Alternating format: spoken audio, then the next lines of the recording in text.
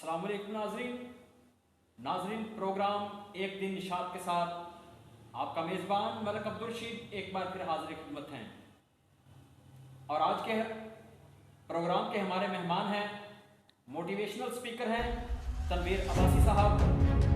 तनवीर अब्बासी साहब ने बहुत ही छोटी सी उम्र में मोटिवेशनल स्पीकर का खिताब कैसे हासिल किया, मोटिवेशन देते हैं। नाज़रीन, इसके साथ साथ मैं आपको ये भी बताऊं कि नाकामी और कामयाबी किस तरह से इंसान हासिल करता है। जद्दोजहद मुसलसल और नाकाम लोग जो होते हैं किस तरह से वो मायूस होते हैं, और जब कोई मोटिवेशनल स्पीकर उस नाकाम शख्स को मोटिवेट करने की कोशिश करता है या करता है तो फिर वो कैसे कामयाबियों के सीने को छूता है। अस्सलाम वालेकुम तनवीर भाई। कैसे हैं? तबीयत से ठीक है? अच्छा तनवीर भाई, सबसे पहले तो आप ये बताइएगा कि नाकामी क्या है? बिस्मिल्लाहिर्रहमानिर्रहीम। नाकामी ये इंसान के अंदर एक दीमक की तरह होती है। ये अगर किसी इंसान को या किसी भी चीज़ को लग जाए तो उसका ज़वाल तय होता है।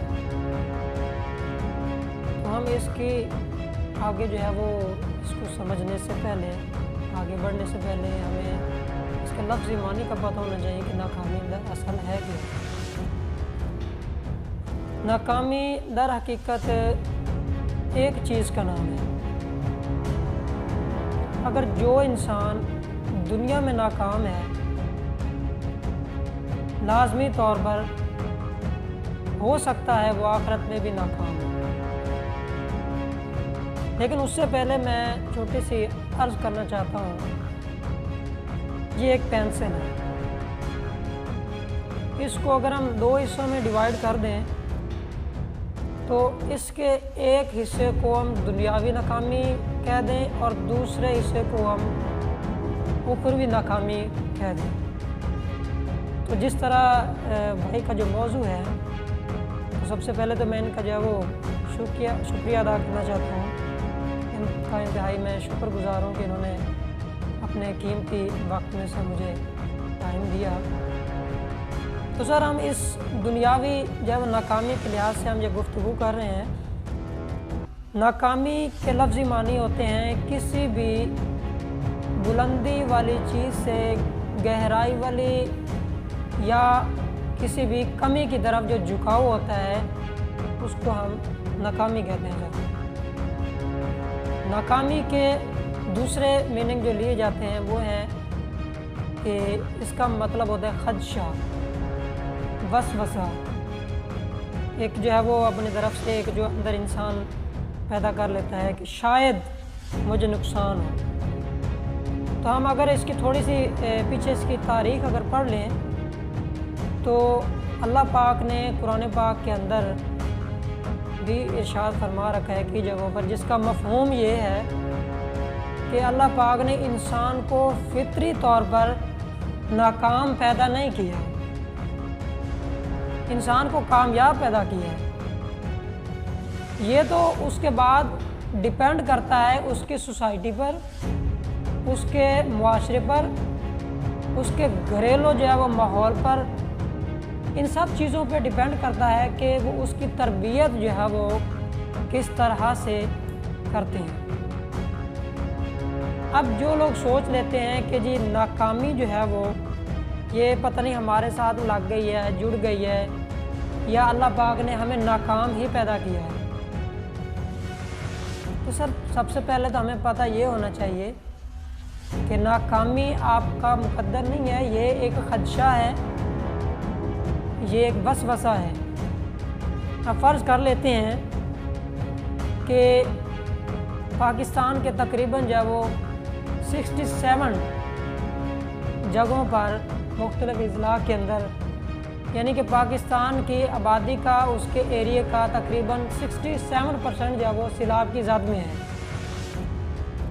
अब यहाँ पे अल्लाह पाक की जो वो ख़ास करम नवाजी है कि हमारा सूबा पंजाब का जो ये ज़िला बहावलपुर का जो एरिया है, ये ख़ास तौर पर जो है वो सैलाब से बचा हुआ है। अब अगर फ़र्ज़ कर लेते हैं कि सैलाब जो है वो यहाँ पे आ जाए, हमें ख़दशा है कि जिस तरह से उसकी रेशो जा रही है, हो सकता है यहाँ पे सैलाब आ जाए और हो सकता है ना भी आए। लेकिन अगर आ जाए सैलाब तो हम कह सकते हैं कि नाकामी हमारा मुकद्दर है, हम नाकाम हो गए, क्योंकि ऐसा नहीं है। अब इसके पीछे एक मिथ है। वो मिथ ये है कि अगर आपका सिस्टम मजबूत है, आपका पावर ऑफ सिस्टम जो है वो इस कदर काबिल है कि वो आने वाले सैलाब का आपने पहले से बंदोबस्त कर रखा है, आप वो लोगों को जो है वो सही मकाम पर आप मुंतकिल कर लेते हैं, उसका जो है वो बंदोबस्त कर लेते हैं, तो सैलाब से बचा जा सकता है। तो इसका मतलब ये हुआ कि नाकामी आपका मुकद्दर नहीं है सर। नाकामी जो है वो आपके जो है वो डिपेंड करती है आप कितने काबिल हैं कि आप उसको कितना जो फेस कर सकते हैं।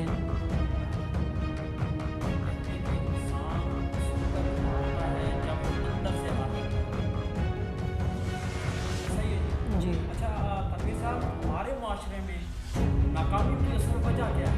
क्यों लोग मायूस हो जाते हैं, नाकाम हो जाते हैं? सर इसके पीछे जो मुख्तलिफ रीज़न सामने आई हैं काफ़ी अरसों से, बल्कि हर तबके में हर टाइम जो वो ये रिसर्च की जाती है। सर इसकी जो ताज़ा तरीन जो रिसर्च की गई है उसके अंदर अब की जो 21वीं सदी के मुताबिक 2021-22 यहाँ पे अगर आप रेशो देख लें तो 20 साल से लेकर 30 साल की जो उम्र के जो यंग नौजवान हैं वो पढ़े लिखे हैं, ठीक है। तो अब पढ़े लिखे जो है वो उनकी सोच ये है कि पढ़े लिखने के बाद जो है वो हमें जो है वो डायरेक्ट नौकरी मिल जानी चाहिए। अब ऐसा नहीं होता सर। अब ऐसा क्यों नहीं होता? अब ऐसा सर इसलिए नहीं होता कि हमारा जो सिस्टम है, जो एजुकेशन का जो सिस्टम है सर, वो इस कदर काबिल नहीं है, इस कदर मजबूत नहीं है कि आपकी जो प्रिपरेशन है, जो आपकी जहनी तरबियत है, वो इस तरह से कर सके कि इंसान जो है वो मैट्रिक पास करने के बाद, FA करने के बाद, BA करने के बाद अपने पाँव पे खुद खड़ा हो जाए, अपना एक सिस्टम बना ले या अपना एक बिज़नेस शुरू कर दे। अब हमारी जो तरबियत इस तरह से की जा रही है शुरू से कि जी आपने मैट्रिक करनी है, FA करनी है, BA करना है, तो आपको डायरेक्ट नौकरी मिल जानी है। एक चीज़। दूसरी जो इसके पीछे रीज़न है वो सर हमारे माहौल है। अब जिस तरह के माहौल के अंदर इंसान नमू पाता है, उसी तरह की जो है वो सोच उसके अंदर पैदा होती है, वो उसी तरह के जो है वो रिएक्ट पैदा करता है। अगर उसकी सोच इस तरह से नाकामियों वाली है, हर तरफ से सुना देता है कि यार अगर आपने ये काम शुरू किया तो ये नाकाम हो जाओगे, कहीं नाकाम हो जाओगे, कहीं नुकसान उठा लोगे। इसी डर की वजह से हम कोई काम शुरू नहीं कर पाते। जो हमें डर पहले होता है कि अगर इसके अंदर नुकसान होगा, वो नुकसान इतना ज़्यादा नहीं होता जितना ज़्यादा ये होता है कि किसी भी काम को शुरू ना करना ही सबसे ज़्यादा नुकसान है। ये जो खदशा है हमारे अंदर खड़ा है, जो डर है, ये हमारी नाकामी की असल वजह है। सर दुनिया के अंदर अल्लाह पाक ने कोई काम, कोई वसीला ऐसा नहीं बनाया, कोई भी काम ऐसा नहीं है सर जो मुमकिन ना हो, जो हो ना सकता हो। अब इसके अंदर दूसरी चीज़ आ जाती है हमारी जो घरेलू तरबियत। हमारी घरेलू तरबियत ही कुछ इस तरह से होती है शुरू से ही कि हमने जो वो नौकरी करनी है, छोटी छोटी सोचें होती हैं, छोटे छोटे हमारे स्टेप होते हैं। एक किसी जो वो बड़े का कॉल लिखा है, वो उसका जो थोड़ा मफहूम है वो इस तरह से है कि आप बड़ा नहीं सोचेंगे तो आप बड़ा नहीं कर सकते। कुछ बड़ा करने के लिए आपको बड़ा सोचना पड़ता है। इसी वाले से मैंने जो है वो एक तहरीर लिखी है कि ऐसा तख़य्युल जो किसी सोच और उसके बाद किसी मंसूबे की ज़द में नहीं आता, किसी सोच या ज़द के प्रोसेस से नहीं गुज़रता, वो कामयाबी की राह हमवार नहीं कर सकता। सर इसकी वजह यही है कि जब तक हम किसी सोच को अपनी जो है वो प्लानिंग के तहत हम उससे प्रोसेस से नहीं गुजारेंगे तो कभी भी हम जो है वो कामयाबी की राह हमवार नहीं कर सकते। तो ये कुछ चीज़ें, ये ख़दशे हैं, अगर ये हट जाएं तो मुमकिन है कामयाबी की राह पर चल सकें। कुछ बड़ा करने के लिए कुछ बड़ा सोचना पड़ता है। नाज़रीन, यहाँ पर वक्त हुआ है छोटी सी ब्रेक का। ब्रेक के बाद दोबारा हाजिर होते हैं। हमारे साथ रहिएगा। Stay with us.